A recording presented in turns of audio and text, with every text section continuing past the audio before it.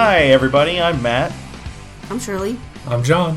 And welcome to the Nerds Domain podcast. This week, we're going to talk about what we're doing in our lives. It's geeky and fun. Because you guys care so much. Yeah, because you guys care. That's what a Whatcha Doin podcast is all about, and that's what we're recording today. This week, we're here at HoosierCon here in Indianapolis. It's kind of a small gaming convention, 300 or 400 people. Not super big, but it's given us a lot of opportunity to experience some new stuff, new games. So, we're going to talk about what we're doing. Probably a lot of game talk, but that's just because that's what we've been experiencing today. And we'll start off with, what did we play today, guys? Tsuro of the Seas. Tsuro of the Seas. Is it Tsuro? Tsuro. Yeah, something or other. Who's that put out by? Calliope. Calliope. It's Callipe or something like that. Okay. Calliope. I'll try looking it up. Do you know what else they make? Like Tsuro. Tsuro of the Seas. The first one. What, so tell us about Tsuro of the Seas.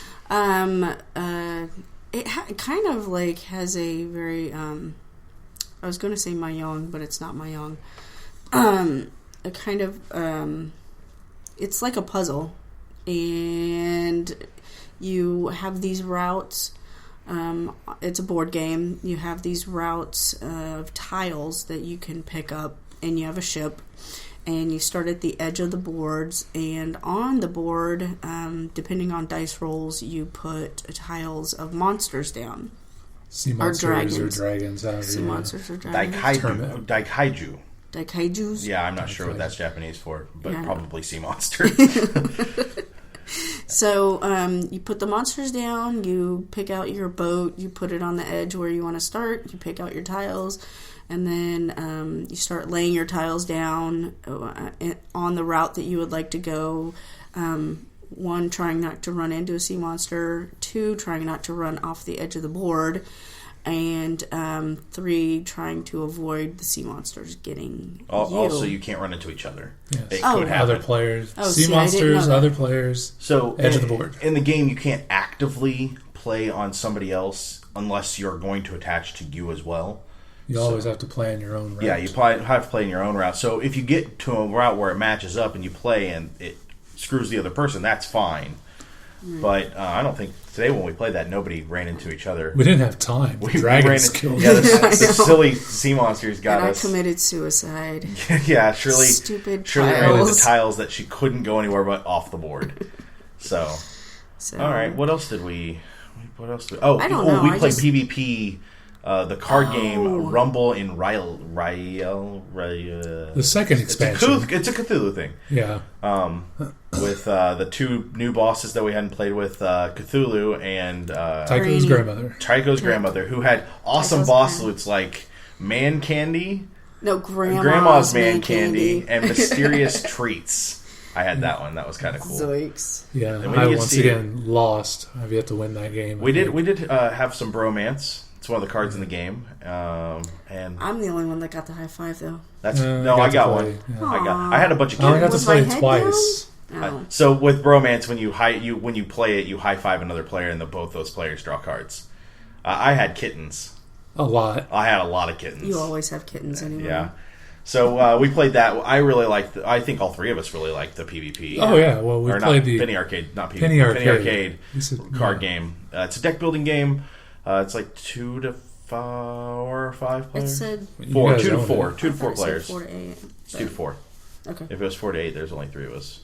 Maybe that was a different game. So it's 2 to 4 players, and we Suro's 2 to 8. Yeah, we played through that. And that was fun. So what else did we play? I can't remember the name of that game. The Starship game. Colonial Battlefleet. That's it. That was the name of the game. It was Colonial Battlefleet is a miniatures tactical game. For spaceships. That the guy that ran it had skinned everything for Star Trek, because we all love Star Trek. But the general rules are generic. You can play literally any... you have rules, and you buy ships. You design your ships. Spending points. And, go from there. So you can have a battle cruiser with awesome weapons if you invest the points. And... You've probably seen other games like that, Warhammer. You invest. Works, yeah. I mean, you don't get to design your own figure. your own characters in Warhammer. Yeah. You have to buy them. This one allows you to build them from the ground up and then play Design them. your own figures. Yeah, I like the concept of the game. I mean, if we purchase it or we're purchasing. Yeah, I think we're purchasing it. Yeah. And the great thing is any spaceship miniatures work because it's generic, so we could skin it however we want. Right. So we could play Cylons versus X-Wing versus. Why are we drawing a blank on space things right now? Yeah, I know. That's ridiculous. Star Galactica. I didn't want to go Star Trek again. I did. Yeah, I know. Star Trek. Wow. Okay, here's one of my nerd cards. I'm turning it in. Crap. And I can't think of stuff. But it was really fun, and I think the generic aspect of it, and I don't mean generic in a bad way, I mean the generic kind of cookie cutter thing where you just fill in what you want. Yeah, buy what you want, play with what you want. And he did reskin some stuff, so he turned some power or some attacks into like something different. So he had antimatter torpedoes that he turned to photon torpedoes. Yeah. Just so that they use the rules from the book, the name from the show.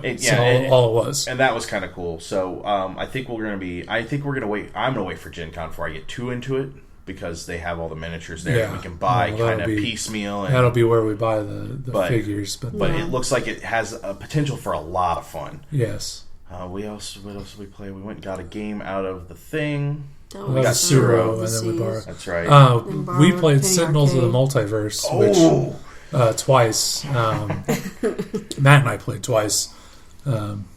Shirley had to go lay down, and Look, hey, it was a long day. I'm not dissing you. But anyway, there's a review of Sentinels of the Multiverse up on the website. Yeah. Nerdsdom.com. So you can go check that out if you want to see pictures. But that was a fun superhero card game. Each superhero has a deck of cards that are powers, and you know, it's a very simple game. What was it? It was play a card, use a power, draw a card, end of turn. And it's super cooperative, so like if I have something I want to do and Johnny has something he wants to do, we can confer about it so that it works best. And the second game we played, we both made the mistake of saying, make our characters as complex as possible. And mine was all kinds combo of complex, and Johnny had to have stuff to do other stuff to make sense of doing anything, and it was fun. It was good. It's a good game. It's a really good game. It's a really good game. Yeah. It's a GM-less game, meaning no one has to be the bad guy. Yeah. The bad guy plays. There are a lot of villains in the base set. You get 4. If I remember correctly, you get 4, and then 4 in each expansion so far. So each villain has its own deck and rules on how to use it. Yeah. And each villain has its own feel. They do rip off a lot of tropes from Marvel and DC, but they didn't want to pay for the license, so whatever. Well, and they do it's tropes. They do it lovingly, too. It's not like they're doing it in like mocking cheesy, anybody. mocking fashion. It's a serious game, but there is a character that is basically Superman. Yeah. There's a character that's Iceman or Mr. Freeze, depending on how you want to spin it. A fire guy, so Human Torch who's represented. And the game also runs itself on an environment, so you have different environments to go with that you mix as well as different villains, and they don't have to match. Yeah, there's an environment deck and a villain deck. That confused me a little bit. When he started pulling out the environments, I understand the Raptors, they were bad for us, but then whatever he pulled out before worked in our favor. But I thought it worked in our favor, but then when the bad guy attacked, he also got the +1 to damage. Yeah, and the environment is you need to just get rid of both of those, even though we're getting the +1. We found out that the environment is neutral. Is the story. It's where you're at. So like the first time we played, I don't remember the name of the place, but it was essentially this Savage world where dinosaurs still existed and volcanoes went off every 15 minutes. So we were playing there and fighting the Blade Master, the Blade Baron. And so we fought him, and he was like a level 1 villain, and he was doing damage. His master plan was to crash the moon into the earth. Yeah. And he was doing damage to us, and we were fighting against him. It was really kind of fun. And the second one we fought El Capitan. I think it was El. It was either La or El. It was a lady pirate, and she was also a time pirate, and we fought in the fabled land of Atlantis, where we kept going into leaky rooms for some reason. And then we had a Kraken. Yeah, the Kraken. Which actually was really fun because the Kraken attacked the person with the lowest health, and the captain used minions out of her deck. So sometimes the Kraken would eat the minions. Yeah, and that worked out very well. I almost died to the Kraken. So that was kind of... Yeah, so Sentinels was a lot of fun. I think it's something we need to pick up for sure. Oh, yeah, I'm definitely interested. All right, so what do you guys... Are you guys reading anything right now? Let's kind of move away from games for at least a little bit. Are you guys reading anything right now? Shirley? Still working on book 4? Yeah, I'm still stuck on book 4, Wheel of Time, and... Get on it. I know, I can't, like... I'll go through these phases where I can, like, I'll read and I'm interested, and then, squirrel! You know, something else will catch my attention.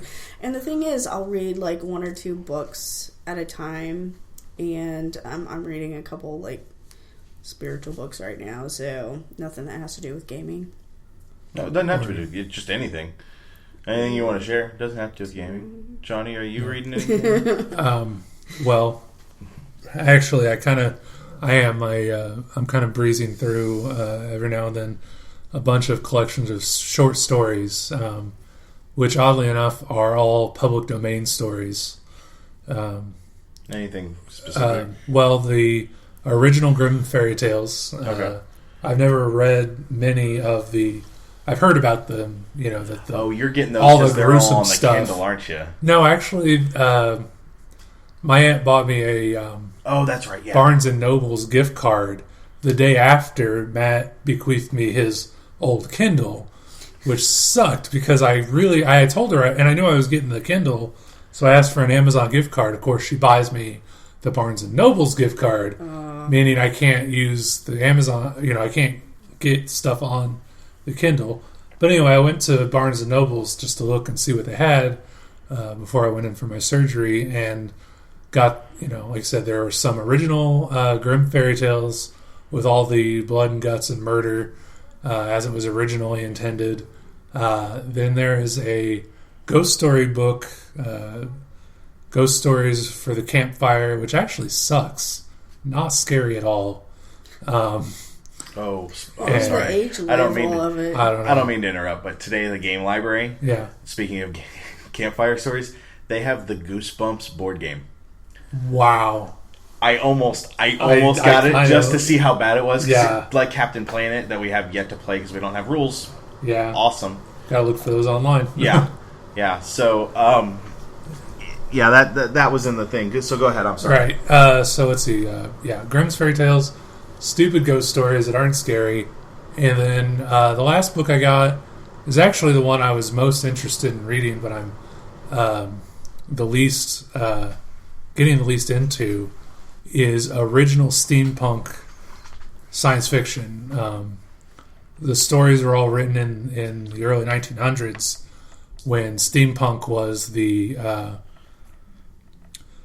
thing that science fiction writers wrote about. They didn't, there are a few computers, but the idea of electronics and positronic networks and interconnected computers just didn't happen. So there's a lot of crazy stuff out there in this book, and it's kind of interesting, but then it's 1900s literature, so the writing is kind of slow and just Plotty. It's a different time period, so I can't say it's bad. It's a different time. So, what was the name of the books? Steampunk was literally the name of the book. It's part of the reason I love Lovecraft and his stuff, but it's so hard to get through some of his books because they're so verbose on what they're describing, and I'm like, okay, I get it. It's dark, it's scary, it's creepy. There's a guy on Twitter that I follow called the Angry DM, and he just went on a rant about that. He talks about D&D stuff, role-playing games. His group plays Pathfinder, but he was trying to read Lovecraft, and he just kept going on about how every third story had an undescribable horror, and he's like, well, if it's undescribable, your story kind of sucks. Yeah. Because it's not about anything that you can describe to me with words. And it was funny. But yeah, the Lovecraft is just a different time period. Yeah. So definitely. it takes a bit to wrap your head around. Well, I have been I've been steeped in very high-minded writing lately. Marvel Comics released 700 number one issues for Comixology. Like, for everybody. Everybody could hypothetically download 700 issues. Unfortunately, it crashed their service. It was like a 3-day thing. I ended up with like 200 that I got. And I really don't want much more than that. There are a few I missed that I really would like to go back. But I read like Wolverine and Jubilee. Do you know Jubilee got turned into a vampire? No. What? So, I don't know if you guys are familiar with X-Men, but I'll talk to you about it real quick, just because it was a cartoon for a while, and it's part of the really solid pop culture. So, Jubilee had these explosive pyrotechnic powers. Then all of the mutants disappeared in the comic books because Scarlet Witch made them all go away. This was after House of M? Yeah, this was the result of House of M. There were 198 mutants left everywhere. Right. Jubilee lost her powers. And she was kind of coping with that. And then Dracula started a terrorist war in San Francisco and exploded. A vampire exploded, and blood from that vampire got into Jubilee's mouth, turning her into a vampire. So Wolverine and Jubilee is about Jubilee learning how to deal with it and her relationship with Wolverine and how they're doing it. The first issue, I'm not going to say it was the greatest writing ever. No, because clearly it wasn't. The story is really out there. Well, but this is the follow up. Like, this is months after this storyline. So, she's dealing with her vampirism by having Wolverine's blood transfused into her, so it doesn't cause her to be hurt by the sun because she's regenerating immediately. Oh, wow. So there's some concepts there that are interesting, at least. I don't know if they're good, but they're interesting. Yeah. I mean, the first issue of this was really kind of cool. I read... Do you remember who wrote it or drew it? You can look it up. I'm going to look it up real quick. Okay, that well, is see, the thing that's kind of got me interested is this is a thing that Marvel does every so often. Well, and it was X-Men Volume 3, Issue 1. Curse of the Mutants is the name of the storyline that turned them into vampires. Okay. So that was that thing. Well, it's continuing a grand tradition of Dracula coming out and and turning various mutant characters into vampires. And they addressed that Storm has a relationship with Dracula. Yeah. Like a previous whatever. Did they talk about Generation X? Because there is an annual of Generation X where he turns all the members of Generation X into vampires except for Husk, because every time he bites her, she just transforms and slogs off the skin and becomes something else. I didn't see that, but there aren't any members of Generation X left. Well, I don't know about that. So it's written by Catherine Imonen, art by Phil Nato, which I like Phil's art. I mean, is the cover artist the same as the interior? I mean, it's not. That's not bad. It's solid art. Yeah. Again, it's not the best. Wolverine looks old as crap, but Wolverine's old as crap. The writing isn't great, but it's not bad. It's pretty solid. Well, the thing that got me about the Generation X one is Chamber got turned into a vampire. Okay, so from my perspective, I'm not really into comics at all. Why is Dracula even in? Because in the 1970s. I do not profess to be a historian on anything comic books. I know a little bit about the X-Men specifically and a couple other things. But in, I think, the 60s and 70s... Before the Comic Code Authority came into play, horror comics were a huge thing. And then Dracula was licensed by Universal. Yeah, for the film. To Marvel to use... And then because they wrote him into stories, they used him as part of the. You said it earlier, the open license. Yeah, it's supposed to be. It's the Marvel's version of Bram Dracula. Yes, it's Marvel's spin on it. It depends on which writer is in charge. Yeah. And that's he's somewhere between Bram Stoker's and the Universal. Blood, I want to suck your blood kind of guy. So the writers just take all the liberties they want. He's always an old vampire. And Blade. You like Blade, the movies? Yeah. That's Marvel comic. Yeah. In fact, the next issue in this storyline is a Blade #1. Really? To follow with the storyline, which I have no problem with. It makes sense. If you're going to bring up vampires in Marvel, you take a character that's known and you bring it in. So Blade's going to hunt down all of the mutants that are vampires. Might happen. Who knows? So is that current, like, number one? That Curse of the Mutants happened pre-Schism, pre-Utopia. So we're so like 3-4 years behind, but it was free. It's free. Anyway, yeah, but Chamber is a character who, the Generation X story just, I forget how it ended. Husk was the only one alive. Chamber is a character who is composed of psionic energy. Mental energy is what he is. And he's so full of it, it literally blew off half his face and most of his chest. most of his abdomen is gone. Yeah. So Dracula bites him, turns him into a vampire. Suddenly he has a face again. Healing vampire powers. Okay, fine. Except he doesn't have a circulatory system for there to be blood to drain because his heart is gone. And then somehow at the end of it, Husk beats Dracula and everybody turns back to normal and the world. I got this. Mystical vampire powers. Oh, well, obviously. But so I've been reading some comics. I'm still working my way through the 6th book of The Wheel of Time, mostly because I've been distracted by comics, and also my normal reading time daily is at lunch is on lunch at work. We have Wi-Fi at work, and I have Hulu on my iPad. Community. You know what?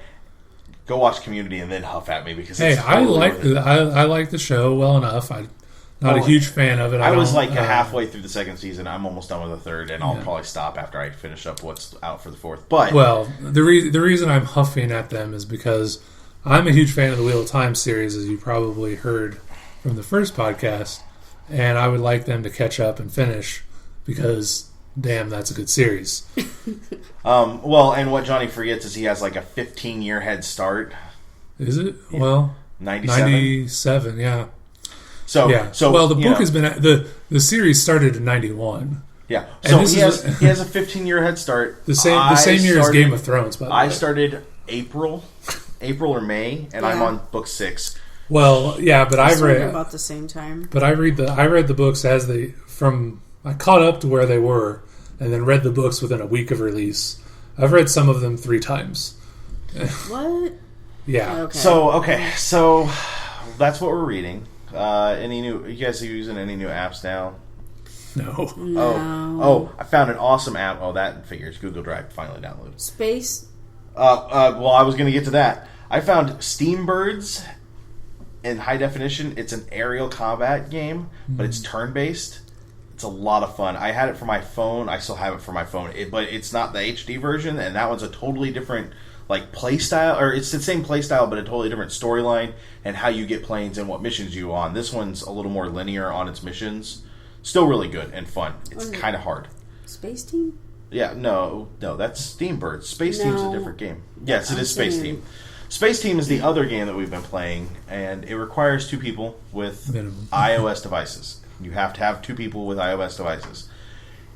You are given a command that you may or may not have the panel for. So your iDevice becomes a Starship panel. Yes, with weird things like flip the Whopper tinkle or whatever. Yeah. And you're given a command, and then if you don't have the panel, your people you're playing with, I think up to 4, they have the panel, and you have to tell them. However, they also have a command that they're telling other people to flip as well.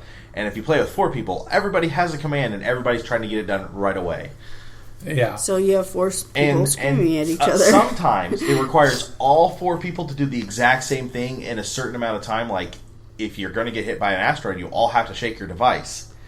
If you don't all shake your device in a certain amount of time, you get hit by an asteroid. Yeah. There was one for wormholes where we had to flip it, but we never got that one right. Yeah. We figured that one out. Yeah. But it's a lot of fun. It's hectic. There's a lot of yelling. As the sole Android user in the group here, the one time we played, I've played 2 or 3 times now, 2 or 3 different times. We played several games in a row, but I've played 2 or 3 times now with these guys. I'm just curious. The last time we played, we had a communications error where it took one of the players 5 minutes to get the wormhole command. to flip his device. Does that happen often? I don't know. I've never gotten back to that level. I played with Aiden, my son Aiden, who's 9, and he got it, but he was confused by the words because they don't make sense, and they don't. Well, they're not real nonsense words. So as he's reading them, he's like, I don't understand what this is asking me to do. It says flip this thing, and I don't know what that thing is. So he's still on that very logical mindset. So it didn't work with him. But when we played, it did what it did. Well, I'm just saying, it was when George was hanging out with us. Yeah. And I was just curious, have you seen that happen again? I've not got to that level again. But I'm just talking in general. No. Has it ever unsynced since? No, I haven't had that problem since then. Okay, so that's what I was trying to The one thing that I will say is, as you play and as you do poorly...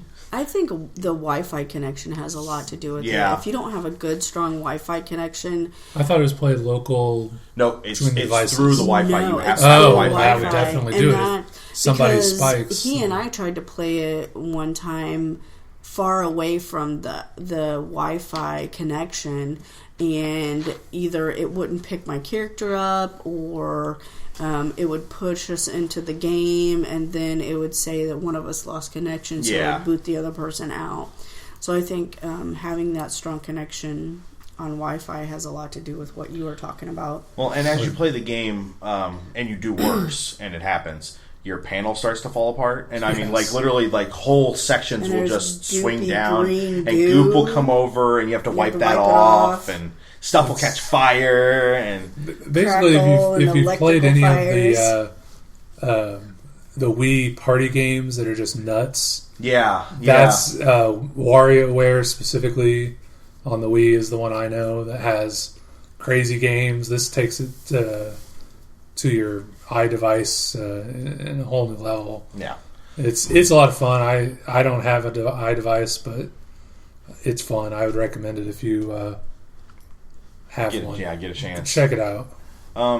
So, any other apps you guys lately? Nothing new that I've. Except all of those apps that you downloaded for my, Xfinity and Comcast. Yeah, the Xfinity remote is fun.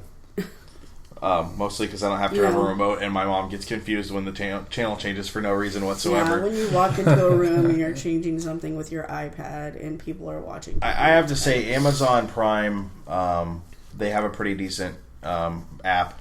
Same thing with Hulu. There's an app called Crackle that does instant video. That's pretty solid.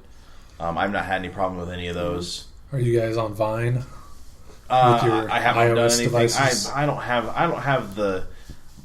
have the interest in going out and creating 6-second videos. I get why people do it. I like watching them. They're fun because I have an iOS device. You do, yeah. That's I'm an elitist, as you'll soon say. It just what ticks me off about Vine is that I follow people on Twitter, celebrities and just people in general, and everybody's using Vine videos, and I have an Android, and I can't watch a freaking video. In this day and age, it just seems weird. It's a matter, and it may be a matter of time before they get it, and that's fine. And I'll get all excited about it when it comes out for Android. But right now, every time I see a Twitter post with Vine in it, I'm just like, God damn it! Stress. Yeah. That was the other thing I downloaded. Marvel Unlimited. Did you see this? No. So Marvel Unlimited is an app directly from Marvel that allows you to access their backlog of comics. So in other words, you have the Marvel-specific Comixology app. It's not Comixology, though. But it is. And it's everything that Comixology doesn't have. Literally, they don't carry the same comics as Comixology. You pay $9.99 a month, and you have access to everything that is available, and you can just download it. It's free once you pay that $10. Can you continue to read things if you don't pay? You can download up to 5 devices to be offline, 5 or 6 devices, or 5 or 6 issues to be offline. So I would assume as long as you keep those. So it's a library system. Yeah, but they've got, it's on a 6 months behind kind of thing.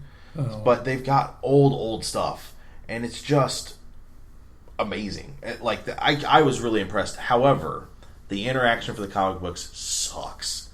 The screen is smaller. The area that it displays the comic is smaller, so that they can put arrows on each side. arrows. Yeah, just To arrows turn the pages? to turn the pages. So it Wow. makes all the prints smaller. So whereas I could normally read a comic book on my iPad, I can't Your anymore. iPad Mini. My iPad Mini, I can't anymore. I have to zoom in. And it doesn't have guided. It doesn't have guided view like Comixology, which when you can't read a whole page at once, you kind of Guided need view. Guided Guided view is nice. I like it. I mean, well, when you got it on a small device, that's kind of what you have to do. oh yes. So I mean, I get that it's not great. It's not the perfect answer, and I still like a full comic page in front of me. Is that the app you need to use the augmented reality? You can use the augmented. Actually, Comixology has stuff for Augmented reality. I read an issue that I just bought just got. Yeah. I think I would be more into Comixology if I could actually get all of Chaos Comics old. Yeah, Chaos hasn't signed up. Neither Dark Horse isn't part of Comixology. I mean, Which is weird because DC is, and I don't know why they would. Because they're putting it out themselves. Because why pay Comixology to do it when they can do it themselves? Are they? I mean, is there an app? There's a for Dark them? Horse app for iOS. I don't know if it's out on Android or not. But why? But again, I mean, they're the same company technically. I don't know how they. What do you mean? Dark Horse and DC. No, they're not. Dark Horse is owned by itself. You thinking of Vertigo? Oh, you're right. Or I'm Wildstorm? an idiot. Because those Vertigo. are both owned. Okay. Yeah, Vertigo. no. I'm Dark sorry. Horse that puts out like There's another Hellboy. geek card I gotta Hellboy. lose.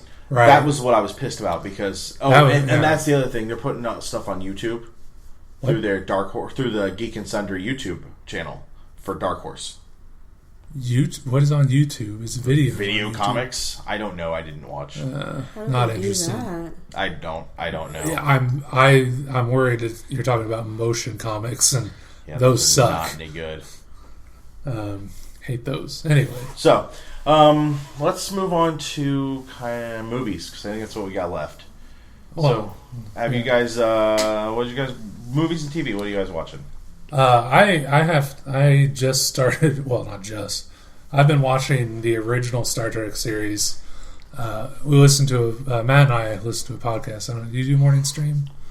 Occasionally. Occasionally. Well, I play songs for it. Yeah. Scott Johnson, the Frog Pants Network. We're big fans, Matt and I, of that.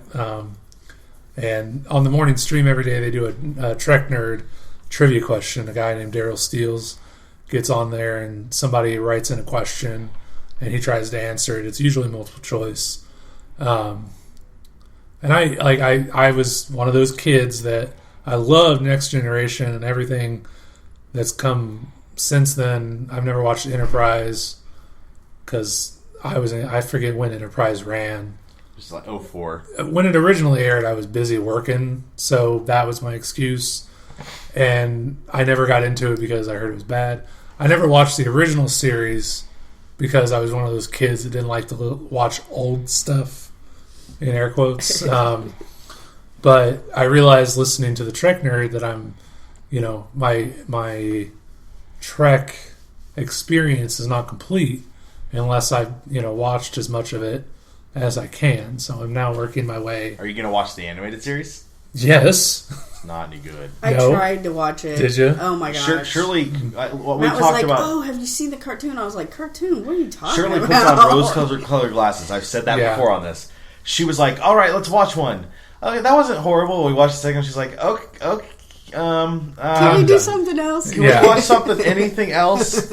Well, I had... and I'll let you know, my order of awesomeness, and this is without watching the original series, but I'm still going to rank it, is Deep Space Nine at the top, then Enterprise, very, very easily at second, Next Generation, the original series, and Voyager. Now, notice I've not seen the original series, however, I still like it better than Voyager. So that's... Voyager was badly... No, it wasn't. Voyager was awesome. I have no problem with Neelix, but the storylines they had for Kess, especially at the end, were so rushed and time travel screws everything up. Oh, and her, I mean, the idea. No, it doesn't. Psychic powers. Time travel doesn't screw up everything. Trouble with Tribbles from DS9 was amazing, and it was nothing but time travel. That was awesome. But that was one episode, and they made time travel. No, actually, that was amazing.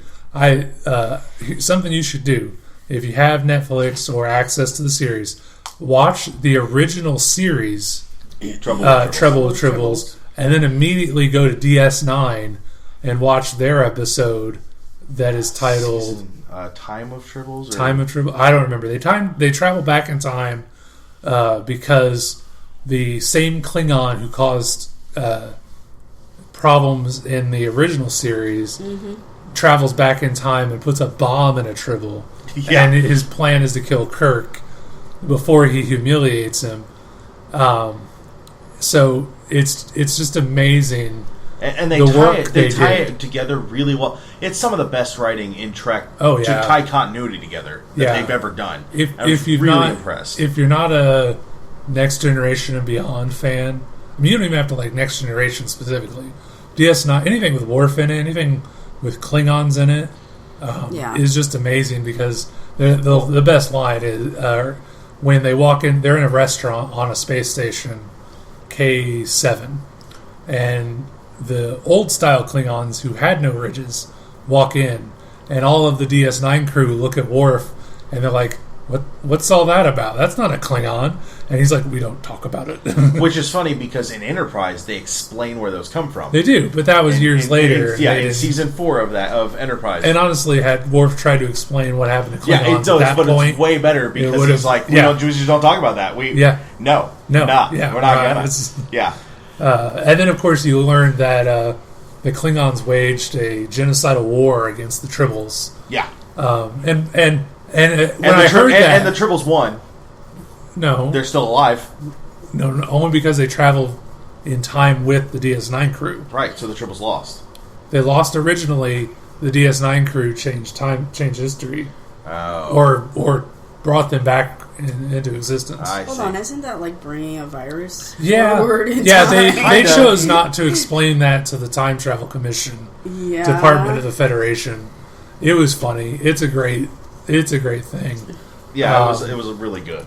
And when I first heard that, like the Klingons committed genocide against the Tribbles, I was like, you bastards. But then they explained it's because the Tribbles will literally eat a planet to death. Yeah. And it's horrible, but what are you going to do? And so it's just awesome. So you've been watching some Star Trek. Yep. But you need to just sit down and watch Enterprise, all 4 seasons. It's next on my list as soon as I finish an original series. You've been watching anything, Shirley? No, I've been watching just like, I guess they're B-rated movies on Amazon Prime. I keep going through our Amazon Prime list on my Fire. And, like what?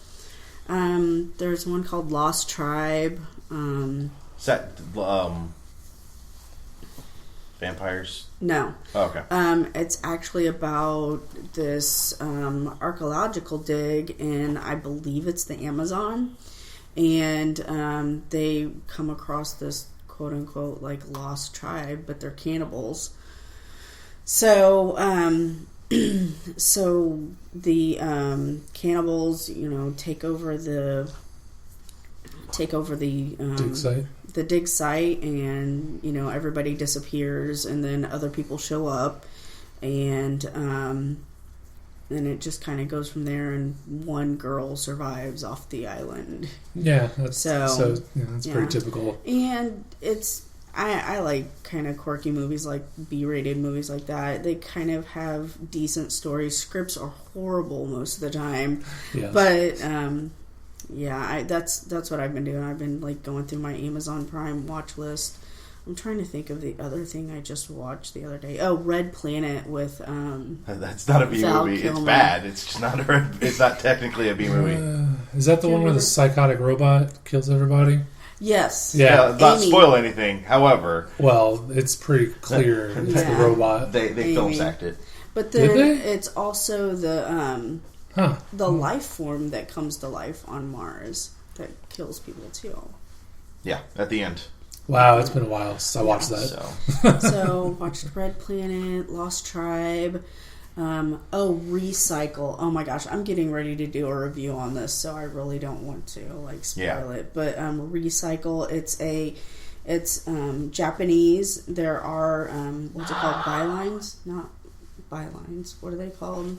When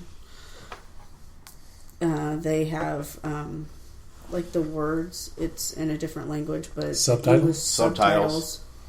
It is subtitled in English. It is a Japanese movie, so. But it was really, really good. And as far as I was concerned, it had a really good script. The acting was really well, and I think it may have been I didn't look up any of the stats or anything, but it may have been a really good mainstream Japanese movie in Japan. So, okay. So, but yeah, that's what I've been doing movie wise. Okay. So check out Amazon Prime if you guys get a chance. Speaking of Amazon Prime, they just put the first 3 seasons of Justified on there, which I had already purchased the first one, but I've been kind of speeding through the second one. I finally got Shirley to sit down. Justified is from FX, the FX network. They have a tendency to put out very violent shows. Sons of Anarchy, The Shield. Lately.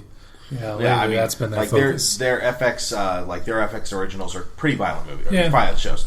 Justified is violent, but the character is inherently good and doing good, not doing good and also bad. Like Sons of Anarchy, like Sons of Anarchy and The Shield. I feel like it's not like I haven't seen The Shield or Sons of Anarchy.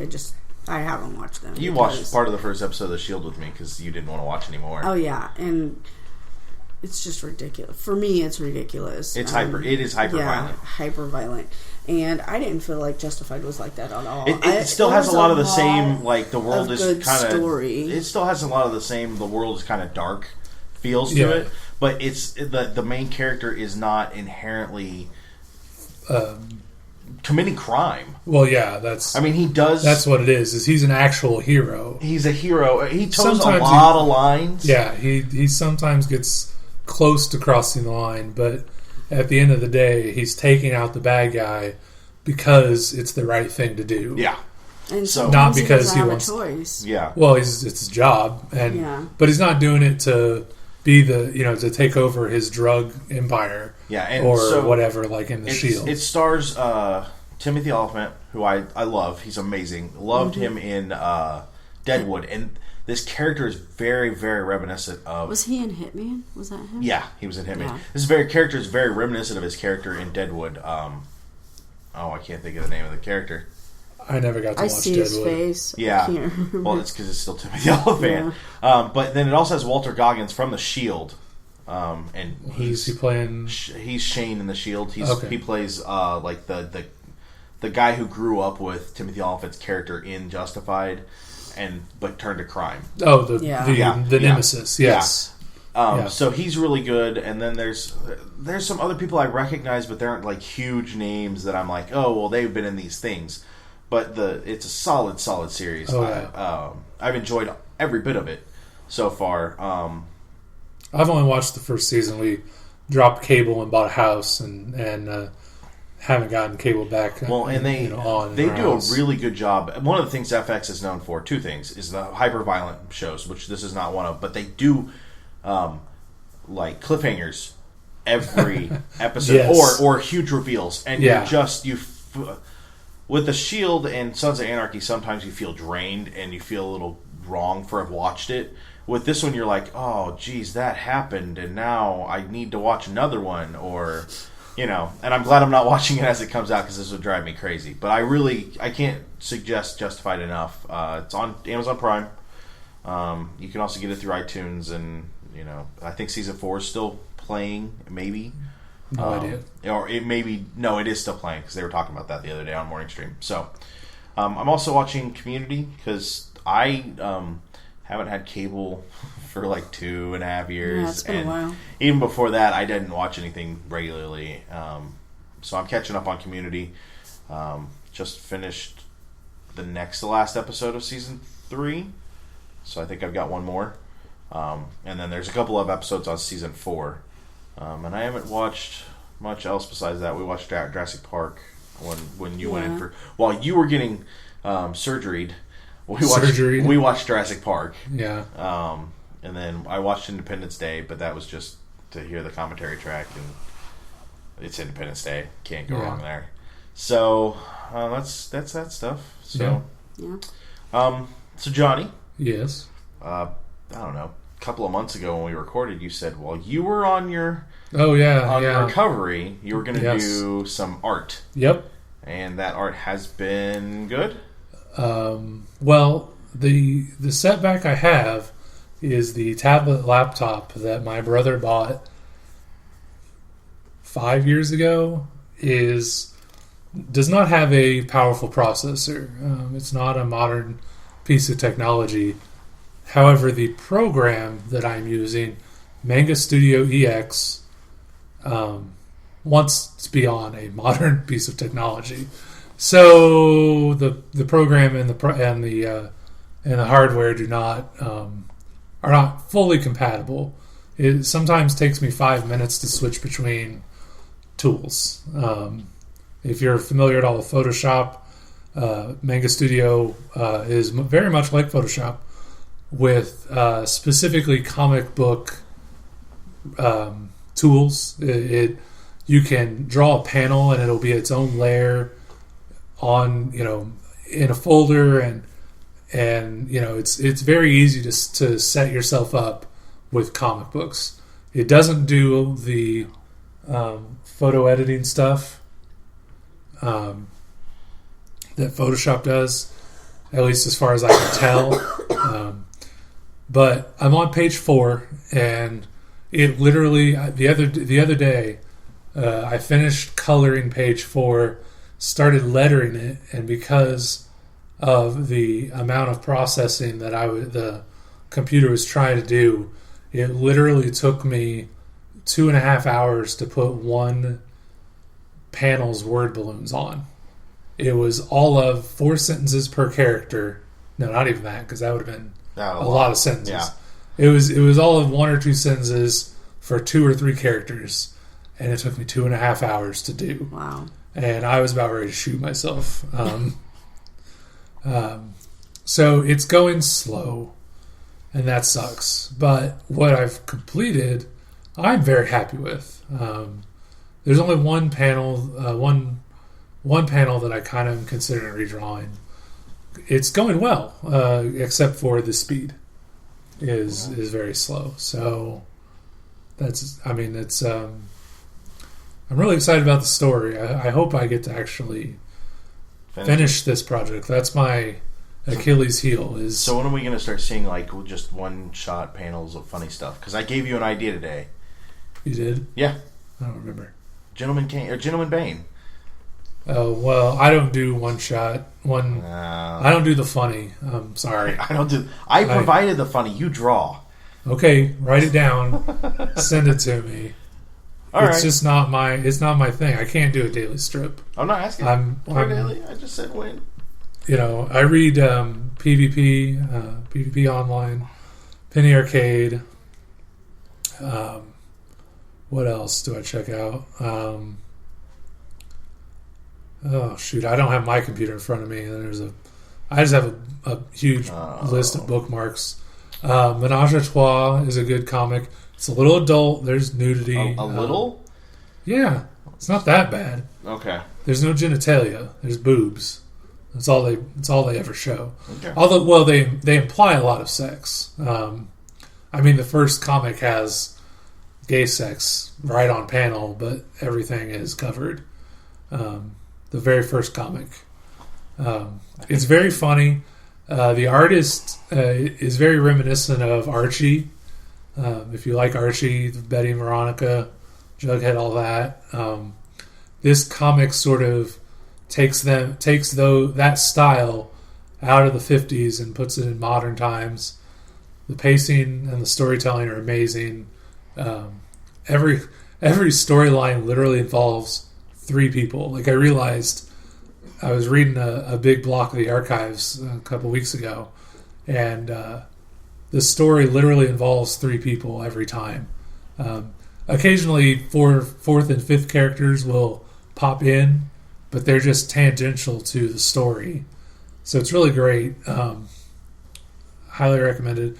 It's part of a series of other comics that the same writer and artist work on with other people these comics are safe for work. Magical Cuties is about a bunch of witches that go to school at a monster slaying school, and witches are monsters according to the school, so they're in hiding. That one, there's why am I drawing a blank on this? Anyway, there's a whole series of comics that are interrelated, and it's very good.